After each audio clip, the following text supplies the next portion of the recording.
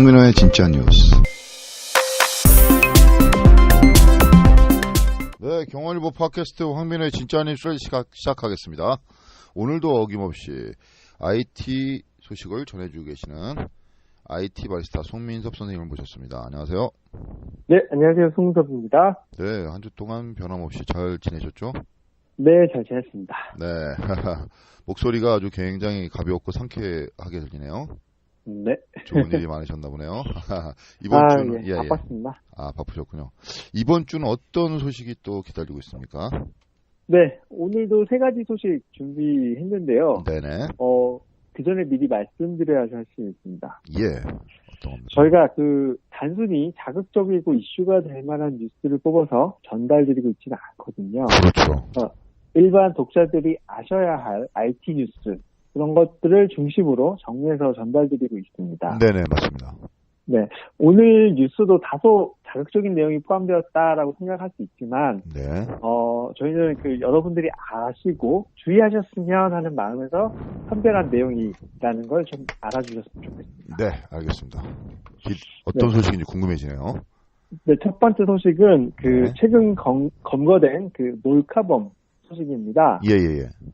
무려 1,600여 명의 몰카를 찍고 인터넷으로 생중계했다는 사람들을 구속했거든요. 야. 그래서 그 내용 좀 네. 전해드리려고 하고요. 사회의 진짜 악이네요, 악. 네, 두 번째는 페이스북 소식입니다. 네. 물론 이번에도 개인정보 유출 사고 소식입니다. 페이스북이 지금 개인 유출 끊이지 않습니다, 사고가. 네, 이번에는 한 6억 명 정도 되는 회원들의 6억 명. 정보가 포함되어 있다고 하는데요. 예. 이 소식 두 번째로 전달드릴 거고요. 예. 오늘 마지막 소식은 최근 트렌드 조사하는 한 회사에서 전국 1,000명을 대상으로 진행한 미디어 채널에 대한 설문조사 결과를 좀 전해드릴까 합니다. 예. 설문조사 결과요? 네. 첫 번째 소식 전해주시죠. 네, 첫 번째 소식은 말씀드린 것처럼 몰카범 검거 소식인데요. 네네. 최근 경찰은 숙박업소의 객실에 1mm 정도 되는 초소형 카메라를 몰래 설치해서 투숙객들의 사생활을 촬영하고 또 이 영상들을 인터넷을 이용해서 실시간으로 중계한 일당 4명을 검거했습니다. 이거 돈을 받고 이제 이렇게 하는 거죠? 예. 참. 경찰 사이버 수사과에서는 네. 성폭력 범죄 처벌 등에 관한 특례법 위반, 그리고 정보통신망 이용 촉진 및 정보보호 등에 관한 법률 위반 네. 혐의로 2명을 구속했고요. 또 네. 범행에 가담한 2명을 불구속 입건했습니다. 예.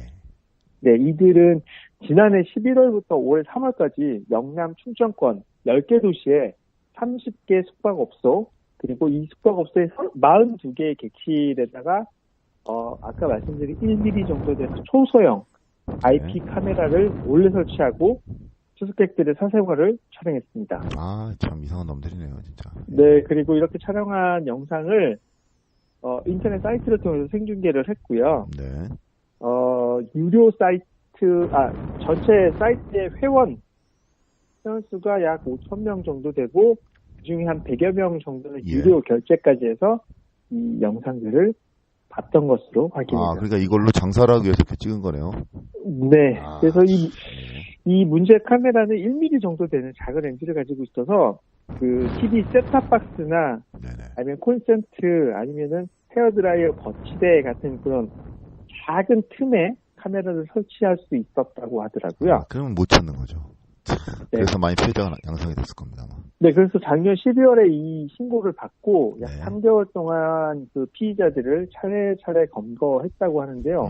이번 사건을 통해서 경찰도 기존에 이제 거리가 가까워야만 탐지가 가능했던 이 탐지기 성능을 개선할 수 있었다고 합니다. 그래요? 그래서 IP 카메라가 내는 특유의 신호 이런 네네. 것들을 좀 탐지해서 수미터 이내에서도 카메라를 탐지할 수 있게끔 그렇게 탐지기 성능을 개선했다고 하니까요. 아마 이런 문제들은 조금 더 빨리 잡을 수 있지 않을까 그렇게 생각이 되고요. 네. 저희가 여러 번 말씀드리긴 했는데 집에서 이제 애완동물이나 아니면 방범용으로 카메라를 설치하는 경우가 많은데요. 요즘 그렇게 많죠. 홈 네트워크에서 네, 제발 그 IPTV에 그 기본으로 세팅된 비밀번호를 변경하셔서 사용하시기를 권고드립니다. 그렇죠. 이제 그 기본 세팅된 비밀번호로 해킹을 해서 다 본다는 거죠. 네. 하여튼 뭐 이런 거는 어마무시한 정보를 뭐 개인 정보를 갖다가 영상을 빼내는 거니까 굉장히 그 피해자들한테도 굉장히 정신적 피해 아주 심각할 것 같습니다. 그리고 최근에 이번 이 소식이 해외에도 소식이 전해졌어요. 아, 그래요? 그래서 약 1,600여 명의 그런 사생아들이 그 카메라를 통해 실시간으로 공개되고 이제 막 돌았다라고 했더니 외국에서 이제 반응들이 이렇게 무서운 한국이란 나라를 관광해도 되는 건가? 그렇죠. 이런 외국인들의 반응이 있었다고 하더라고요. 그러니까 이건 국제적인 망신이었네요, 결론은. 네. 맞습니다. 하여튼 뭐 엄벌을 처해서 일벌백계 했으면 좋겠습니다. 네. 다음 소식도 전해주시죠. 두 번째 소식은 페이스북 소식입니다. 네. 그 개인정보 유출 사고가 터지면 매번 도마에 오르는 페이스북이 그러게 말이에요. 이번에 또 사고를 저질렀습니다. 개인정보 유출을 페이스북이 단골이에요. 안다면 좀 요즘 이상한 느낌이 들 정도로. 맞습니다. 이번에는 근데 좀 다른 케이스인데 페이스북 회사 내부에서 일어났고요. 최대 한 6억 명 정도의 회원 정보가 전혀 암호화가 되지 않은 일반 텍스트로 장치가 됐고요. 또 이 파일에는 그 페이스북 전체 2만 명 정도 되는 직원 중에 10%에 해당하는 2,000명 정도가 이 파일을 본 것으로 이런 그냥 내부에서부터가 보안이 엉망이네요. 네, 맞습니다. 그래서 일반적으로는 이제 서비스를 이용하는 사용자의 비밀번호, 이런 개인정보들을 암호화해서 저장하고 또 꼭 필요한 경우에만 접근해서 볼 수 있게 되어 있는데, 그러니까 접근이 안 되게 주위에서 이제 관리를 했어야 되는데요. 그렇죠. 암호화하지도 않았고 페이스북 직원이라면 쉽게 접근이 가능하도록 방치했다는 점에서 사용자들이 크게 실망하고 있습니다. 이거는 지금 뭐 숫자도 중요하지만 내부에서 이렇게 보안에 대한 의식이 없었다는 건 그것도 뭐 일반 뭐 어디 후진국에 있는 기업이 그랬다는 게 아니라 맞습니다. 국제 대기업 글로벌 기업 페이스북이 그랬다는 건 이거는 어떻게 좀 용서받을 수 없을 것 같은데요, 이번에는. 네, 이번 사고로 또 이제 페이스북을 탈퇴하는 사용자가 좀 늘어나고 있긴 한데요. 그래도 아직 사실 페이스북을 나가지 못하는 사용자들이 꽤 많습니다. 많죠. 왜 그러냐면, 저만 해도 그렇거든요. 이게 이미 페이스북 안에 친구들하고 네트워크가 갖춰져 있기 때문에 그 체인 효과 때문에 버리지 못하고 아직 탈퇴를 하지 못하고 있는 게 사실이고요. 그렇죠. 네, 하지만 인터넷 세상에서 절대 강제는 없습니다. 맞습니다. 페이스북에 좋은 대체제가 나타난다면 사용자들은 언제든지 개인정보를 지우고 떠날 수 있게 됩니다. 이 틈새를 노려서 페이스북 비슷한 요걸 플랫폼을 만들면은 충분히 승산이 있을 것 같은데, 이게 만약에 사업을 하시려면 그러면 이게 틈새 허점 같습니다. 요즘 진입하기 좋은 장벽이 낮아지는 순간인데, 대체가 이제 페이스북과 비슷하거나 아니면 더 좋은 게 나타난다면 저도 옮길 의사는 있습니다. 그런데 이제 아직 당장은 그런 게 없기 때문에 옮길 수가 없네요. 불만이 있으면서도 불구하고. 하여튼 뭐 개인정보 관리를 이거를 페이스북이 본사가 어디죠? 어디 법을 따라야 되나요? 미국에서는 이런 거 굉장히 엉뚱하게 다루는데 계속 사고가 나는 거 보면 미국에서도 좀 이게 소홀하게 이렇게 다뤘던 면이 있는 것 같아요. 이번 기회에. 네, 미국 본사뿐 아니라 유럽 쪽에서 이 문제 되게 심각하게 다루고 있거든요.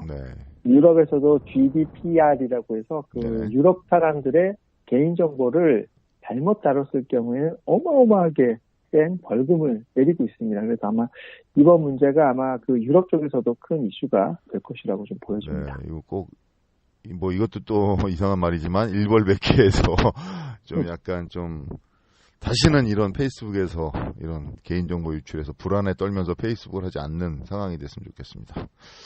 네, 또 다음 소식 전해주시죠. 오늘 마지막 소식은 시장 조사 업체인 엔브레인이라고 하는 업체에서 우리나라 전국 15세에서 59세 스마트폰 이용자 1,000명을 대상으로 이제 설문을 조사한 결과를 공개했습니다.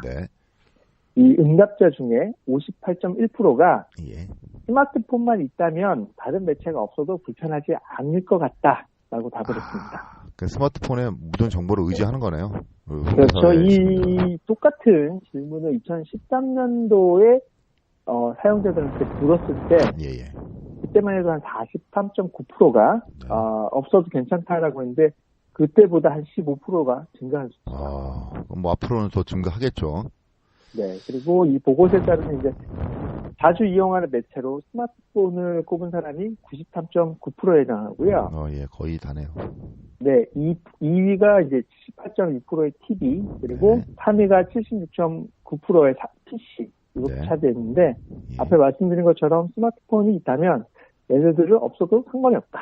이렇게 60%가 대답을 한 겁니다. 예전에는 방송 매체나 TV가 주였는데 스마트폰이 보조였는데 이제는 방송이나 TV가 보조죠. 이제. 네, 역전을 했고 네. 굳이 이제 방송을 보지 않아도 맞습니다. 스마트폰에 이제 있는 유튜브나 뭐의 다양한 볼거리들이 있으니까 없어도 괜찮다라고 대답을 한 거죠. 저도 언젠가부터 TV를 안 보기 시작했어요. 자발적으로. 네. 뭐 아니면 컴퓨터에 있는 뭐 이렇게 들어가거나 아니면 스마트폰으로 정보를 보거나 이렇게 해서 컴퓨터를 이게 TV를 켜야 되겠다는 그런 욕구가 많이 없어졌어요. 필요성이 없어요. 맞습니다. 예, 그래서 세상이 점점점 스마트폰 세상으로 가는데 거기에 발맞춰서 모든 콘텐츠나 이런 것도 또 이렇게 좀 진화해야 되겠죠? 네. 아까 말씀드린 것처럼 스마트폰은 그렇게 자꾸 사용자들에게 없어서는 안 될 매체로 자리를 잡고 있는데요. 네네. 반대로 그 텍스트 중심의 매체는 영향력을 크게 잃고 있습니다. 그렇죠. 그렇죠? 예를 들어 이제 책 같은 경우는 가장 이제 자주 이용하는 매체로 꼽은 비율이 2013년도에 14.5%에서 네. 올해 조사한 결과에서는 4.9% 크게 떨어졌고요. 엄청 떨어졌네요. 신문도 10.2%에서 3.5%. 그러니까 두 개 다 한 3분의 1 수준으로 떨어졌다고 두 개 다 의미 없는 수준에 안 본다는 얘기네요, 결론은. 네. 책하고 신문은 안 본다는 얘기입니다. 스마트폰을 중심으로 하는 이제 매체 영향력은 당분간 계속 될 것 같고요. 예. 말씀드린 건 다른 매체들도 스마트폰하고 같이 해서 이제 사용자들이 좀 더 재밌게 다양하게 이용할 수 있는 방법들을 고민해야 되지 않나 그렇게 생각이 듭니다. 맞습니다. 이제 뭐 책도 종이로 된 책이 아닌 스마트폰에서 읽을 수 있는 책, 신문도 스마트폰에서 뭐 읽을 수 있는 뭐 이미 이제 신문이란 기능이 스마트폰에 옮겨왔죠. 네.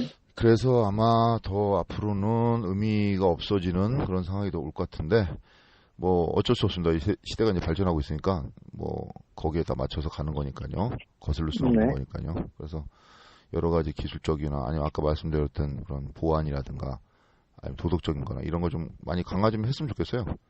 네. 네. 이번 주도 좋은 소식, 유익한 소식 고맙습니다. 다음 주에도 또 유쾌하고 상쾌한 목소리로 다시 IT 바리스타 송민섭 선생님을 만나보겠습니다. 고생하셨습니다. 지금까지 IT 바리스타 송민섭 선생님이었습니다. 고맙습니다. 고맙습니다. 네.